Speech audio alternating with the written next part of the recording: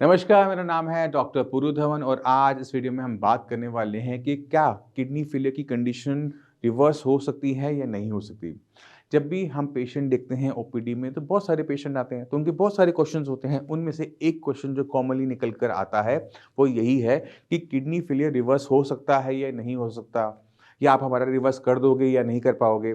तो हम उसी को समझने की कोशिश करेंगे कि किडनी की कंडीशन किस हद तक रिवर्स हो सकती है, क्या वो पूरी हो सकती है ठीक, या वो आधी-अधूरी ठीक हो सकती है। अब अगर हम ये समझना चाहते हैं तो हमें थोड़ा-सा किडनी के अंदर चल के देखना पड़ेगा कि किडनी को नुकसान किस टाइप का होता है जब बीपी या फिर शुगर बढ़ जाता है। क्योंकि बीपी और शुगर 80% कारण है किडनी खराब करने का, तो इन्हीं को आज हम डिस्कस करेंगे। तो मान लो कि आपका बीपी बढ़ता है। जब बीपी बढ़ता है तो ब्लड आपकी किडनी के अंदर स्पीड से एंटर करता है, प्रेशर से एंटर करता है, और ये जो प्रेशर आ रहा है पीछे से वो किडनी के अंदर जो छोटी-छोटी कैपिलरीज़ होती है, जो नेफ्रॉन्स तक खून साफ करने के लिए ले जा रही होती हैं, वो डैमेज होनी शुरू हो जाती है। अब डैमेज होने का मतलब है ये कि वो मोटी हो जाती है, उनमें ब्लड कम फ्लो करना शुरू कर देता है। अब इससे नुकसान क्या होता है कि किडनी के अंदर ऑक्सीजन सही तरीके से सप्लाई नहीं हो पाती, खाना है वो नहीं पहुँच पाता, जिसकी वजह से हम देखते हैं कि किडनी के अंदर हिस्सा स्क्लेरोस्ड होना शुरू हो जाता है। और कितना परसेंट किडनी स्क्लेरोज़ हो गई है, कितने परसेंट डेड हो गई है, उसको जानने का सिर्फ़ एक तरीका है, वो है किडनी बायोप्सी। तो जिन लोगों की किडनी बायोप्सी हो चुकी है, वो अपनी रिपोर्ट्स को निकाल सकते हैं। तो उसमें लिखा होगा कि 30%, 40%, 50% कुछ भी इतना पार्ट है, वो स्क्लेरोज़्ड हो गया है। स्क्लेरोज़ मतलब आप मान लो कि डेड। अब ये जो एकदम डेड नहीं होता और एकदम ब्लड सप्लाई बंद नहीं होती, तो वो धीरे-धीरे बंद हो रही होती है। आप खाना कम दोगे तो क्या होगा? वो वीक हो जाएगा। खाना पूरा बंद कर दोगे तो वो कुछ टाइम में मर जाएगा। तो अब हम किडनी जब हम बायोप्सी करते हैं तो उसके अंदर हम कुछ हिस्सा ऐसा देखते हैं जिसमें है स्वेलिंग, इन्फ्लेम्ड है। कुछ हिस्सा ऐसा होता है जो स्क्लेरोज़्ड होता है। जो जो स्क्लेरोज़्ड पार्ट है वो रिकवर नहीं हो सकता क्योंकि वहाँ की ब्लड सप्लाई पूरी तरह से खत्म हो चुकी है। अगर उसे रिकवर होना होता है तो उसे लंबा टाइम लगता है। मगर जो इन्फ्लेम्ड पार्ट है जहाँ पे ब्लड सप्लाई प्रॉपर नहीं जा रही थी, वहाँ पे ब्लड सप्लाई प्रॉपर होने से वो वाला पार्ट बहुत तेज़ी से रिकवर कर जाता है। क्योंकि जैसे अगर आप बीमार होते हो तो आप काम नहीं कर पाते, अगर आप डेड हो जाते हो तो भी काम नहीं कर पाते। तो बीमार वाला हिस्सा वापस काम पर आ जाएगा, डेड वाला हिस्सा वापस काम पर नहीं आ पाता। तो जब भी कोई पेशेंट किडनी फेलियर का आता है, तो हम उसकी रिपोर्ट देखते हैं। तो रिपोर्ट में कितना क्रेटिनिन लेवल आ रहा है, उससे एक रफ आइडिया मिल जाता है कि कितने परसेंट किडनी की फंक्शनिंग को वापस लेकर आया जा सकता है।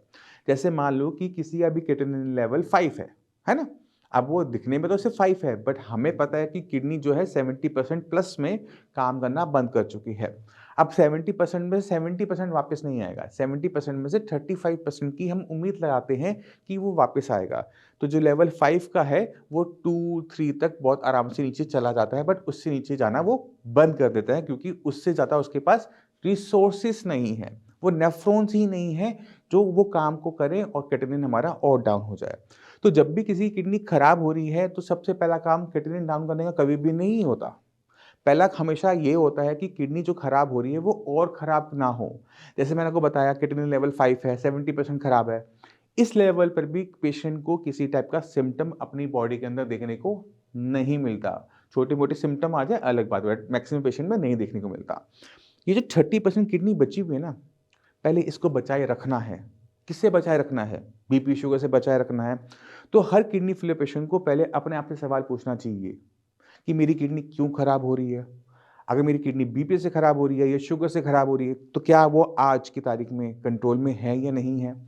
अगर वो कंट्रोल में नहीं है, तो उसे कंट्रोल में लेकर आओ किसी भी कीमत पर। वरना आप उसको सोचोगे कि क्रेटिनिन डाउन कर लूँ और उधर से किडनी खराब होती रहेगी। क्रेटिनिन अगर डाउन हो भी गया, तो महीने 2 महीने में दोबारा बढ़ जाता है और पेशेंट की कंडीशन और खराब हो जाती है। तो ऐसी गलतियाँ जो most of the kidney failure का पेशेंट करते हैं, इस वीडियो को देखने के बाद आप लोग मत करना। आप हमेशा अपनी किडनी को पहले और खराब होने से पहले रोको, फिर उसके बाद आप सोचो कि किस तरह से मैं इसको वापस लेकर आ सकता हूँ। तो किडनी कुछ हद तक रिकवरेबल है, बट अगर किडनी डेड हो चुकी है, स्क्लेरोज़्ड हो चुकी है, अंदर का हिस्सा मर चुका है, तो उसके रिकवरी के चांसेस ना के बराबर होते हैं। इसी तरह से हम डायबिटीज़ के बारे में बात कर लेते हैं। जब किसी की ब्लड शुगर लेवल बहुत ज़्यादा बढ़ते हैं, तो क्या होता है कि जो हमारी छोटी-छोटी कैपिलरीज़ हैं, वो वीक होनी शुरू हो जाती है, वो खराब होनी शुरू हो जाती है, उनमें इन्फ्लेमेशन आनी शुरू हो जाती है। तो ऐसे पेशेंट जिनकी किडनी डायबिटीज़ से खराब होती है, अगर वो अपने शुगर लेवल को ठीक कर लेते हैं और सही ट्रीटमेंट शुरू कर लेते हैं तो उनमें रिकवरी बीपी के पेशेंट के कंपैरेटिव में फास्ट देखने को मिलती है। तेजी से उनका क्रिएटिनिन लेवल डाउन होना शुरू हो जाता है। अब पेशेंट के माइंड में बहुत सारे और सवाल आ रहे होते हैं, नहीं मेरे डॉक्टर तो बोल रहा है कि क्रिएटिनिन डाउन नहीं हो सकता। आपको मैं आज बहुत सारी रिपोर्ट्स दिखाता हूँ, उससे आपको बहुत क्लियर आइडिया मिल जाएगा कि ये हो सकता है, ये नहीं हो सकता, ठीक है? और इस वीडियो के ख़त्म होने के बाद मैं चाहता हूँ कि इस चैनल पे जितनी भी टेस्टिमोनियल्स हैं पेशेंट के, उनको भी आप देखना, तो आपको बहुत क्लियर कट आइडिया मिलेगा कि किस तरह से क्रिएटिनिन को डाउन किया जा सकता है अगर हमारी अप्रोच किडनी को लेके ठीक है। और आज मैं आपको मिलवाना चाहता हूँ मोहम्मद कालिम से। मोहम्मद कालिम, आपको किडनी की दिक्कत कब शुरू हुई थी? जी, मेरे को फरवरी से स्टार्टिंग था और राम मनोहर लोहिया से दिखा गए थे, तो वहाँ मेरे को खाली जांच हो रहा था, दवा ववा नहीं चल रहा था। अच्छा। फिर मैं बिहार चला गया, फिर बिहार से ट्रीटमेंट चालू किया, 1-2 महीना चला, फिर उससे ज़्यादा हो गया। तो फरवरी में आपका लेवल कितना था? 4.5 था। 4.5 था। जी। और फिर आपकी जब आरएमएल में ट्रीटमेंट लिया तो लेवल आपके बढ़ रहे थे, घट रहे थे? 9.49 था। 9.49 पहुंच गया था। जी। तो धीरे बढ़ते हुए फरवरी से लेकर नवंबर तक बढ़ता चला गया। जी, नवंबर तक बढ़ते चला गया। अच्छा, तो डॉक्टर ने कुछ बताया था कि किडनी क्यों खराब हो रही है? सिर्फ चेकअप हो रहा था, 2 से 2.5 महीना मेरा चेकअप हो रहा, उससे मुझे कोई फ़र्क नहीं पड़ा, तो मैं गांव भेजा। कुछ तो दवाई दी होगी साथ में? कुछ भी दवाई नहीं चला, कुछ भी नहीं दिया? आरएमएल में कुछ भी दवाई नहीं दिया, सिर्फ टेस्ट होता रहा। फिर मैं पटना के डॉक्टर को दिखाया, वहाँ जा कर के कुछ दवाई दिए तो कुछ कंट्रोल हुआ तो ये चला गया, फिर कि कंट्रोल हो गया तो फिर मैं जा रहा हूँ कमाने के लिए, घर पे बैठा कुछ नहीं होगा। अच्छा। वहाँ जाने के बाद गुजरात गया, गुजरात में जाने के बाद ज़्यादा हो गया। गुजरात में डॉक्टर को दिखाने गए थे? गुजरात में कोई किडनी का स्पेशलिस्ट डॉक्टर मिला ही नहीं। अच्छा। तो फिर वहाँ से मैंने दिल्ली में बुलाया तो आपका इंस्टाग्राम पर मैं देखा वीडियो, फिर आपसे मैंने तो संपर्क आप इनके किया। क्या लगते हैं? भाई है, छोटा भाई, मैं छोटा बड़ा भाई हूँ। अच्छा, ये आपका एक्सीडेंट हुआ था बाइक का, ये कब हुआ था? 2018 में। 18 में। तो 2018 की दिक्कत तो है नहीं। तो आप दर्द की गोलियां खा रहे थे? जी, दर्द की गोलियां चला था एक्सीडेंट में। एक्सीडेंट में चला था 2018 में? जी। उसके बाद नहीं चला? उसके बाद ऐसा तो नहीं 2024 में आपने कोई दवाइयां खा रहे थे नहीं, पहले? वो दर्द की दवा नहीं चला। आपका जो फरवरी में पता लगा था आपका लेवल 4 के आसपास था, 4.5 के जी। आसपास, बट आपका ये जो नवंबर तक लेवल बहुत स्पीड से बढ़ा, ठीक है?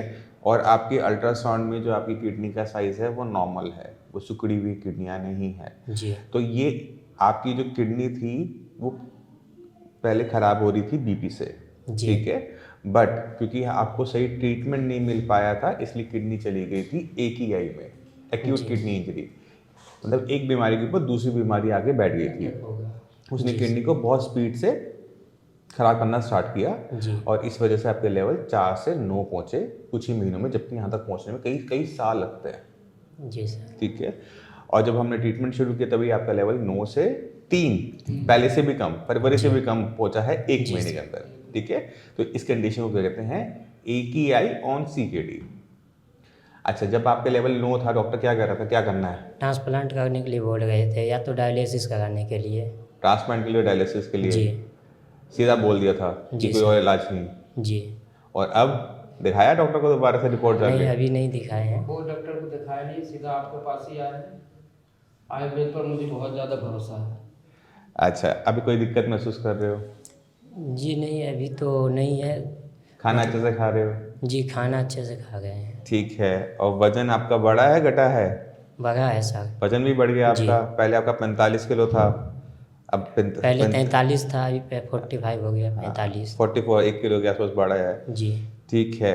और शरीर में किसी टाइप की दिक्कत महसूस कर रहे हो? सूजन वूजन कहीं आ रही है? जी नहीं, सूजन तो नहीं आ रही है, बस किसी टाइम कमजोरी टाइप का लगने लगता है। चलो, मैं आपको एक अच्छी चीज़ बता देता हूँ, ना भी आपको ट्रांसप्लांट की ज़रूरत है, ना भी आपको डायलिसिस की ज़रूरत है। जी सर। अभी बस आपको जो थोड़ी बहुत जो आपने सेहत खोई है, जी।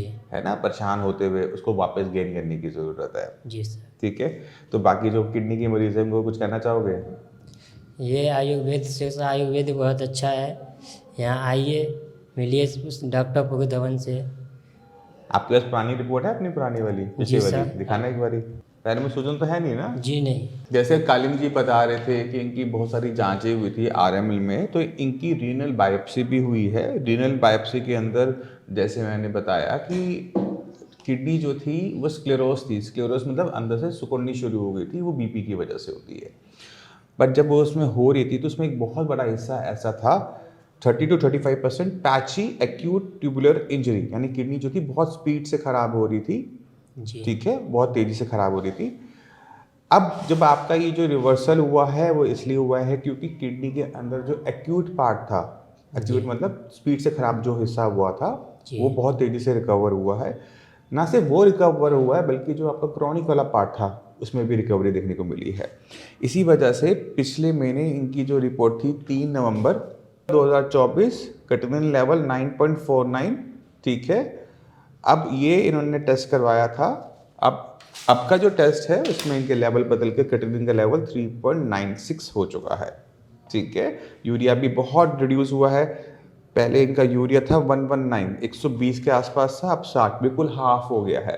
तो इतने बड़े बदलाव तब किडनी के अंदर आते हैं जब किडनी के अंदर जो सूजन वाला हिस्सा है वो ज़्यादा हो। अगर किडनी के अंदर हिस्सा मर जाता है तो वो रिकवर नहीं करता है। अगर किडनी के अंदर सूजन बहुत तेज़ी से फैला है तो वो करता है। अभी भी आपका जो संकट है वो पूरी तरह से ख़त्म नहीं हुआ है, इस चीज़ का ध्यान रखिएगा। आपका जो बाइकार्बोनेट लेवल आया है आज वो बहुत कम आया है, ठीक है। और इसी वजह से जो किडनी थी वो एक के अंदर भी शायद थी, तेज़ी से ख़राब हो रही थी। तो आपने ध्यान रखना है कि कुछ भी खट्टा नहीं खाना है, संतरा, मौसमी, आम, इन सब से बच के रहना। और आपको एक गोली देते हैं हम सोडा की, खून का तेजाब को बुझाने वाली, जी सर। उसकी मात्रा मैं बढ़ा रहा हूँ जिससे आपका जो ब्लड है वो नॉर्मल की तरह हो जाए और किडनी को जो नुकसान ये पहुँचा है वो और भी रिकवर हो जाए, ठीक है। तो आने वाले टाइम में पता लगेगा कि किडनी कितना रिकवर कर सकती है, क्योंकि किडनी के अंदर जो अभी मरा हुआ हिस्सा आ रहा है वो जिंदा नहीं होगा, बट और हिस्सा ना मरे इसका हम कर सकते हैं, ठीक है। तो अभी ना डायलिसिस करवाना पड़ेगा ना ट्रांसप्लांट लंबे टाइम तक। खुश हो? जी सर। अब तो खुश हो ना? जी सर। ठीक है, चलो अब अपना करो, अपना खाओ पियो, जो काम करना है काम सर करो। खाने में क्या क्या खाना है? अब आप क्या खाना चाहते हो? सुबह उठ के पराठे लो, गाजर मूली प्याज गोभी का, आलू का छोड़ के किसी भी सब्जी का सूखा पराठा ले लो, जी सर। ठीक है। ऊपर हल्का थोड़ा बहुत अगर सफ़ेद मक्खन रखना है या मलाई रखनी है, घी रखना है वो रख सकते हो, बट तवे पे नहीं लगेगा, ठीक है। रोटी सब्जी जो अपनी आपको दे रखी है पूरी खाओ, चावल खाने चावल खाओ, मना नहीं है, नॉन वेज पूरा बंद रहेगा। जी सर। और चाय कॉफ़ी का सेवन बिल्कुल भी नहीं करोगे, जी सर, वो तो नहीं। ठीक है। और ये जो खाने पीने पे जो परहेज है वो पूरे जीवन काल के लिए है। जी सर। जिंदा रहना है तो फिर हाँ, अगर आपको अपनी सेहत को ठीक बनाए रखना है तो खाने पीने का जो छोटा मोटा परहेज हमने दे रखा है, खट्टी चीज़ों से परहेज और चाय कॉफ़ी से परहेज, ये पूरी ज़िंदगी चलेगा। दूध लो, कोई दिक्कत नहीं है, चाय पत्ती किसी भी फॉर्म में नहीं लोगे, ना ब्लैक टी लेनी है, ना अपनी ग्रीन टी लेनी है, ना दूध वाली चाय लेनी है, कोई चाय नहीं लेनी, जी सर। ठीक है। इसको करो। और अभी 1 महीना हुआ ट्रीटमेंट लेते हुए, उम्मीद करते हैं कि आने वाले 1-2 महीने में और हमारा बढ़िया सुधार हो जाएगा, फिर आपसे दोबारा मिलेंगे। तो आपने खुद देखा कि किस तरह से हम अगर किडनी को ठीक करने की सही अप्रोच लेते हैं तो क्रिएटिनिन भी डाउन होता है, हेल्थ कंडीशन भी बेटर होती है, सिम्टम्स भी जाते हैं, बट आपको वही करना पड़ेगा जो मैं आपको कहता हूँ, समझाता हूँ। मैं उम्मीद करता हूँ इस वीडियो से आप काफ़ी कुछ समझ गए होंगे। फिर भी माइंड में कोई भी डाउट हो, कुछ भी पूछना चाहते हो, मोस्ट वेलकम, आप आके मिल भी सकते हैं। और इसी के साथ आप तो चलने की आगे चाहूँगा। मिलते हैं अगली वीडियो में, तब तक के लिए नमस्कार।